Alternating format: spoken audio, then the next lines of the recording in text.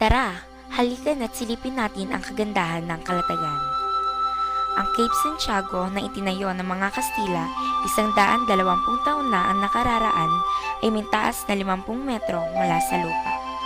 Ito ang toring naggagabay sa lahat ng mga manlalakbay sa dagat simula pa ng 1870.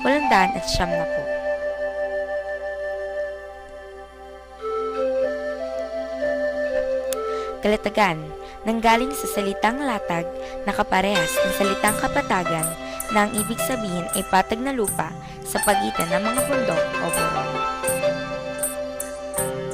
Ang bayan ng Kalatagan ay unang pinamumuan ni na Municipal Presidente Federico Martinez at Ignacio Concepcion. Ito ay sinundan ni Mayor Olimpio Sayo. Taong 1962, nagkaroon ng anti-cholera campaign. Bumisita rin si dating unang ginang Imelda Marcos sa Kalatagan. Anim pang magigiting na pinuno ang nagsikap na mapaunlad ang bayan hanggang marating niya ang kanyang matagumpay na ika-101 taong anibersaryo sa pamumuno ng una at nag-iisang ina ng bayan, Honorable Sophia G. Palacio.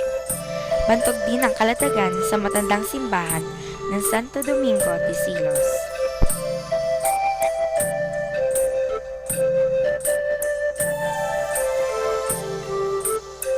Kilala rin ang bayang ito sa magagandang tanawin tulad ng Lago de Oro na matatagpuan sa Barangay Balibago.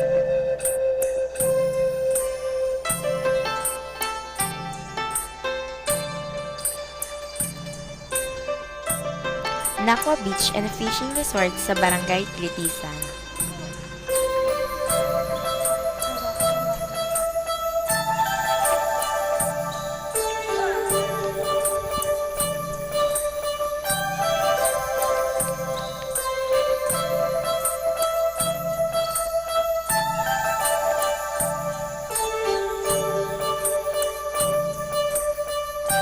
Dito mo rin matatagpuan ang Kalatagan Mangrove Conservation Park na kilala sa pangalang Angkolo.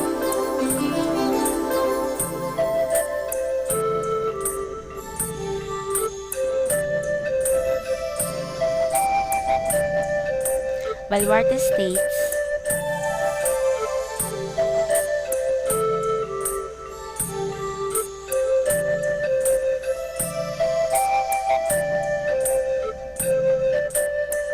at Kalatagan Art Gallery sa Barangay Balito. Ang Hardin ng Poblacion 1, Playa Kalatagan sa Barangay Santa Ana,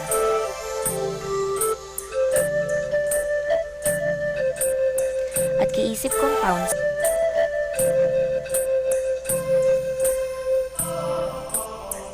Ang pag-unlad ng Kalatagan ay natamo sa pagtutulungan at pagsusumikap ng mga Kalatagenyo.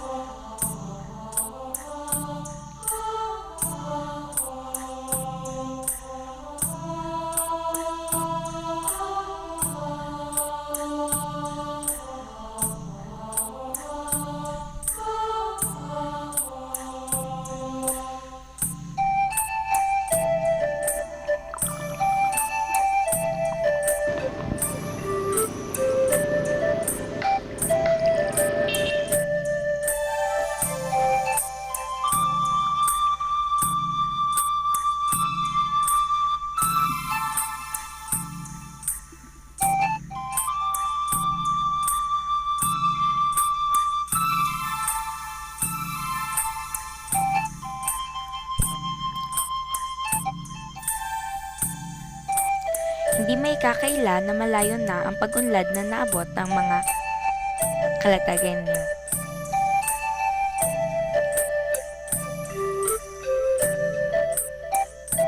Kalatagenyo, ako'y saludos sa inyo.